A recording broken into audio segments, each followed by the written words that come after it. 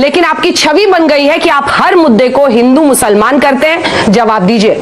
ये जो जीत का फॉर्मूला है ये कमाल का है। आप देखिए सारे राज्य जीत गए। मंत्र क्या है मोदी जी का? सबका साथ, सबका विकास, सबका विश्वास, सबका प्रयास। जब किसी से मोहब्बत हो जाती है उसकी सारी खामियां और बुराइयां भी अच्छी लगती। इसी पे तो गदगद है आप। नहीं, अरे ये कौन पूछ रहा है एलपीजी सिलेंडर का दाम? लग रही है राहुल चाहिए। दोस्तों, आज के इस नए वीडियो में आपका फिर से स्वागत है। तो आज का ये डिबेट होने वाला है बहुत ही फनी और बहुत ही कॉमेडी, क्योंकि आज के इस डिबेट में आपको मिलने वाले हैं संबित पात्रा। तो वीडियो को अंत तक देखिए और वीडियो का पूरा मजा लीजिए। अगर आज का ये वीडियो आपको पसंद आता है तो यही रिक्वेस्ट करेंगे, इस चैनल को आप जरूर सब्सक्राइब कीजिए, लाइक कीजिए, शेयर कीजिए। तो बढ़ते हैं वीडियो के आगे। लेकिन आपकी छवि बन गई है कि आप हर मुद्दे को हिंदू मुसलमान करते हैं। जवाब दीजिए डॉक्टर संबित पात्रा। अंजना जी, अगर आप अन्यथा नहीं लेगी तो मैं कुछ कहूं? बोल लीजिए। देखिए अंजना जी, ऐसा रोज हम डिबेट में आते थे तो क्या होता था, संबित जी हर विषय को आप लोग हिंदू मुसलमान कर देते हैं, ये कैसे होगा? ये आप चुनाव के लिए कर रहे हैं, ये उचित नहीं है, ये ठीक राजनीति नहीं है। और जिस दिन हम प्रचंड बहुमत के साथ चुनाव जीतते हैं उस दिन सारे हमारे एंकर मित्र कहते हैं ये जो जीत का फॉर्मूला है ये कमाल का है। आप देखिए सारे राज्य जीत गए। तो देखिए जनता जनार्दन होती है। जिन विषयों को उठाकर चुनाव जीता जाता है वो चुनाव के विषय, डिबेट के विषय नहीं होते हैं। वो विषय होते हैं सिलेंडर पहुंचा कि नहीं, बिजली पहुंचा कि नहीं, सड़कें बनी कि नहीं, और वो मोदी जी ने किया है। मंत्र क्या है मोदी जी का? सबका साथ, सबका विकास, सबका विश्वास, सबका प्रयास। जहां तक हिजाब, हलाल, लाउडस्पीकर इत्यादि का संबंध है, ये एक कॉन्स्टिट्यूशनल देश है, संविधान से चलता है। सभी विषयों पर संवैधानिक चर्चा होना अनिवार्य है। ये हिंदू मुस्लिम में बांटा जा रहा है। दूसरा, 70 साल तक हलाल मीट खा रहे थे, ठीक बात है, कोई बात नहीं। किसी ने कह दिया हलाली क्यों, झटका क्यों नहीं, ओहो विवाद हो गया। ये अच्छी बात नहीं है, विवाद नहीं होना चाहिए। 70 साल से हलाल खा रहे थे तो वो विवाद नहीं हो रहा था। झटका किसने हल्के से कह दिया तो वो विवाद हो गया। तीसरा, हिजाब में क्या विवाद हो गया? हम में से यहां कई लोग बैठे हैं जिनके बच्चे भी होंगे। हम में से कोई नहीं चाहता है कि स्कूल यूनिफॉर्म को, जब मैं स्कूल में था मुझे याद है तो कैनवस शूज पहनना पड़ता था सैटरडे के दिन। अगर कैनवस शूज सफेद, पूरा सफेद ना हो तो फाइन पड़ती थी, बाहर जाके पीटी एक्स्ट्रा करना पड़ता था, फाइन लगता था। स्कूल इस देश में, संविधान से चलने वाले देश में, न्यायमूर्ति अगर न्याय करता है, कहता है कि स्कूल के यूनिफॉर्म में हिजाब नहीं पहना जा सकता, उसके बाद उनकी जान को खतरा रहेगा। ये देश कहां जा रहा है ये मैं पूछ रहा हूं। आजान में सोनू निगम एक दिन कहते हैं कि मेरे घर के सामने अगर आजान होता है तो मैं डिस्टर्ब होता हूं। अधिकार है सोनू निगम का कहने के लिए, इसमें कोई बुराई नहीं है। बाद में सोनू निगम को अपना सर मुंडवाना पड़ा, बाल काटने पड़े, सुरक्षा लेनी पड़ी, क्योंकि उनके जान के ऊपर आफत आन पड़ी। क्यों ऐसा क्यों होता है? ये सवाल आज देश के सामने। कोर्ट के ऑर्डर को अगर इन्फोर्स किया जाए तो सांप्रदायिक हो गए। देखिए अंजना जी, अभी संबित पात्रा जी कह रहे थे ये देश कहां जा रहा है। यही तो सवाल है कि आप इस देश को ले कहां जा रहे हैं। आप अगर हमारी जगह होते तो ये सवाल बनता था। 60 साल में जो कांग्रेस पार्टी ने किया, आपने बहुत सवाल किए, सवाल बनते थे। सवाल लोकतंत्र में बनने चाहिए। लेकिन आज 8 साल से देश की सत्ता में आप हैं। अजान, हिजाब, हलाल, झटका, लटका, फटका, ये मुद्दा नहीं है।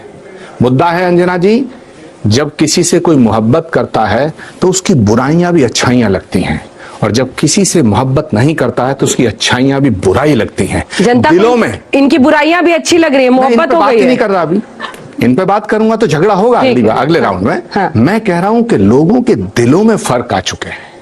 सबसे बड़ा सवाल ये है। सवाल ये नहीं है कि कितना लाउड स्पीकर बजेगा, सवाल ये नहीं है कि कौन क्या खाएगा, सवाल ये नहीं है कौन क्या पिएगा। सवाल ये है, आपने अभी चुनाव की बात की, नफरत आपने चुनाव में जो कुछ कहा, जो कुछ किया, उसका परिणाम आया। आप सत्ता के ऊपर हैं, 8 साल से आप पूरे देश पर राज कर रहे हैं, आप और करिए। लेकिन अगला रोड मैप क्या होगा? आफ्टर ऑल आपने सरकारें बनाई, बना लो। इस देश के अंदर बहुत से प्रधानमंत्री आए, बहुत से मुख्यमंत्री आए। जो कल था वो आज नहीं है, और जो आज है वो कल नहीं रहेगा। ये सृष्टि का नियम है। लेकिन संबित पात्रा जी, इस देश को किस दिशा में आप ले जाना चाहते हैं, इसका विश्लेषण और समीक्षाएं हो चुकी हैं। आज मुद्दा है कि ये देश जाएगा कहां। हिंदू और मुसलमान के अंदर जो सद्भावना थी, कायम थी, वो आज उसमें कमी आई है। फैसला सरकारों को करना है, फैसला पॉलिटिकल पार्टियों को करना है, फैसला पक्ष और विपक्ष दोनों को करना है, क्योंकि सरकारें आएंगी और जाएंगी। अंजना जी, ये देश सलामत रहना चाहिए। नफरत घोल रहे हैं आप, इसके बाद आप दोनों। वैसे तो आचार्य जी हमारे बड़े भी हैं, और आज इस कार्यक्रम के बाद की आसान नहीं है। कांग्रेस के प्रवक्ता के रूप में आके कांग्रेस को आज के जमाने में डिफेंड करना, आचार्य जी के चरणों का स्पर्श करके मैं जाऊंगा, ये कोई आसान काम नहीं है। मगर आचार्य जी ने दो बातें बिल्कुल सही कही। आचार्य जी ने कहा है जब किसी से मोहब्बत हो जाती है उसकी सारी खामियां और बुराइयां भी अच्छी लगती। इसी पे तो गदगद है आप नहीं लोग। नहीं, अरे ये कौन पूछ रहा है एलपीजी सिलेंडर का दाम, कौन पूछ रहा है पेट्रोल डीजल का दाम, सही बात।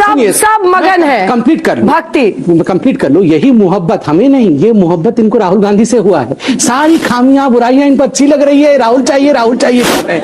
दूसरा देखिए, हम तो जो झटका हलाल लटका पटका जो कहा, कम से कम राहुल जी तो कांग्रेस का हलाल कर करके ही मार रहे हैं। धीरे धीरे धीरे धीरे धीरे धीरे ही कांग्रेस समाप्त हो जाएगी। और आचार्य जी, अंजना जी ने एक बहुत पते का सवाल पूछा था कि ये जो कोर्ट्स के ऑर्डर हैं अगर उसको लागू किए जाते हैं तो इसमें सांप्रदायिक विषय कहां बनता है? उत्तर तो आपने उसका दिया नहीं। आप तो कोर्ट के ऑर्डर को भी, और उसको तो छोड़िए, याकूब मेमन को फांसी हो गया तो ये लोग कह रहे थे Yakub Memon was hanged because he was a Muslim. Rahul Gandhi JNU में कह रहे थे अफजल हम शर्मिंदा हैं, तेरे कातिल जिंदा हैं। कातिल कौन है? सुप्रीम कोर्ट के जजेस।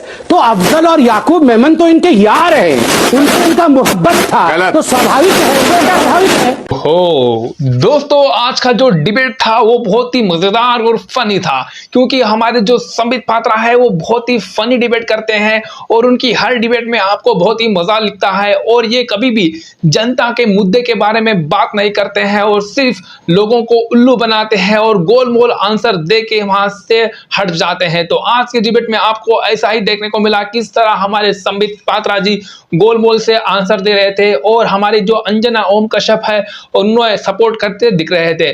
दोस्तों, आपको क्या लगता है कि संबित पात्रा जैसे प्रवक्ता हमारे देश के लिए सही है या गलत? आप जरूर कमेंट कीजिए। क्या 2024 का जो इलेक्शन होने वाला है उससे सत्ताधारी पार्टी बौखला गई है? क्या 2024 का जो इलेक्शन होने वाला है उस पे इंडिया और इंडिया में कौन जीतेगा? तो आप इस पे जरूर कमेंट कीजिए। आज का ये वीडियो हमारा आपको पसंद आता है तो यही रिक्वेस्ट करेंगे कि इस चैनल को आप जरूर सपोर्ट कीजिए, क्योंकि हम आपको मजेदार डिबेट वीडियो देते रहेंगे। साथ ही साथ इस तरह के संबित पात्रा के मजेदार कॉमेडी फनी डिबेट आपको देते रहेंगे और साथ ही साथ गोदी मीडिया को एक्सपोज करते रहेंगे। जब तक ये गोदी मीडिया नहीं सुधरेगा हम झुकेगा नहीं साला, और इस तरह के वीडियो देते रहेंगे और उनकी औकात उनको दिखाते रहेंगे। तो मिलते हैं अगली वीडियो में। ओम जय जगदीश हरे।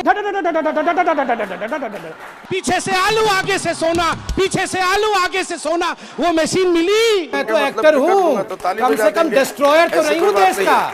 छक्का कोई मारेगा, चौका कोई मारेगा, वो फटाफट उठा के। जब एक परिवार में भविष्य के प्रधानमंत्री और भविष्य के पार्टी के अध्यक्ष का अवतरण होता है